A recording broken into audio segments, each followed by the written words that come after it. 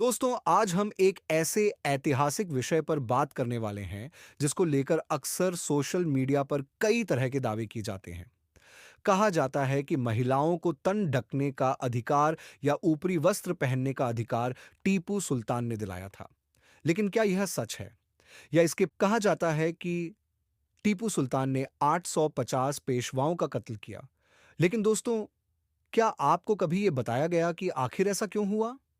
या फिर आज हम आपको एक ऐसी सच्चाई से रूबरू कराने जा रहे हैं जिसे सुनकर आपके रोंगटे खड़े हो जाएंगे। इतिहास गवाह है कि एक समय ऐसा भी था जब दलित और कमजोर वर्ग के लोगों पर अत्याचार अपनी चरम सीमा पर था। खासकर दलित महिलाओं की स्थिति बेहद दर्दनाक थी। उन्हें अपने शरीर को ढकने का अधिकार तक नहीं था।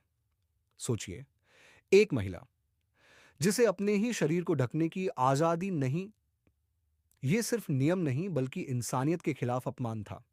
कहा जाता है कि जब राजा बाहर निकलता था तो रास्ते के दोनों ओर दलित समाज की औरतों और लड़कियों को खड़ा किया जाता था और उन्हें मजबूर किया जाता था कि वे बिना ऊपरी वस्त्र के राजा पर फूल बरसाएं। क्या यह परंपरा थी या फिर सत्ता का घमंड? और तभी इतिहास में एक नाम सामने आता है, मैसूर का शेर, सुल्तान फतेह अली खान टीपू, यानी टीपू सुल्तान। वो सिर्फ एक शासक नहीं थे, बल्कि एक ऐसे योद्धा थे जिन्होंने अन्याय के खिलाफ आवाज उठाई। जब उन्होंने ये अत्याचार देखा तो उन्होंने चुप रहना मंजूर नहीं किया। उन्होंने कहा, हर महिला को, चाहे वह किसी भी धर्म की हो, अपने शरीर को ढकने का पूरा अधिकार है। लेकिन उस समय के शासकों ने इस बात को मानने से इनकार कर दिया। उन्होंने कहा कि ये हमारा कानून है, इसमें तुम्हारा कोई दखल नहीं। और यहीं से शुरू होती है एक जंग अन्याय के खिलाफ। बताया जाता है कि सन 1789 के आसपास त्रावणकोर और मैसूर के बीच टकराव बढ़ा और यही संघर्ष आगे चलकर 1789 से 1792 के एंग्लो मैसूर युद्ध का हिस्सा बना। टीपू सुल्तान ने अपनी सेना के साथ उन शासकों के खिलाफ मोर्चा खोल दिया। लेकिन दोस्तों, कहानी यहीं खत्म नहीं होती। टीपू सुल्तान सिर्फ आंतरिक अत्याचार के खिलाफ ही नहीं लड़े, बल्कि उन्होंने भारत की धरती पर सबसे ताकतवर ताकत अंग्रेजों को भी चुनौती दी।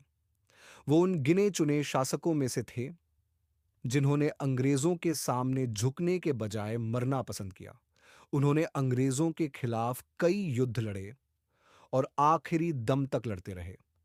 सन 1799 में श्रीरंगपट्टनम की लड़ाई में जब अंग्रेजों ने किले पर हमला किया तो टीपू सुल्तान ने भागने के बजाय तलवार उठाकर आखिरी सांस तक लड़ाई लड़ी और वहीं वीर गति को प्राप्त हुए।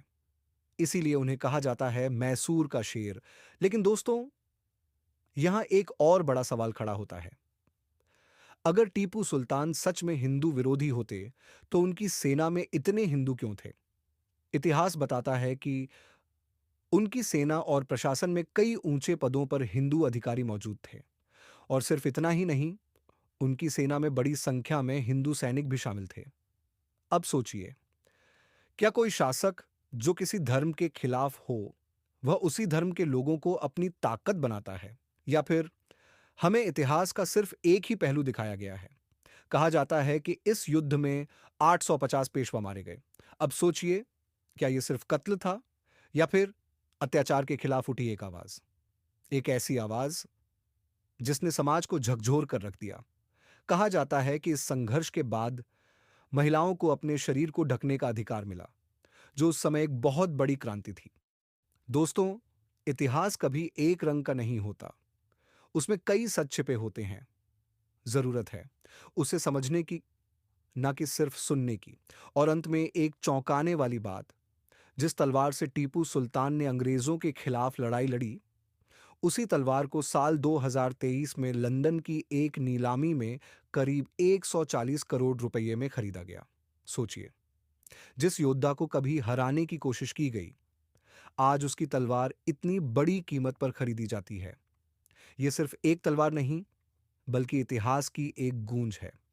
अगर यह वीडियो आपको सोचने पर मजबूर करती है, तो लाइक करें, शेयर करें और कमेंट में जरूर बताएं आपकी राय क्या है। जय भीम, जय भारत।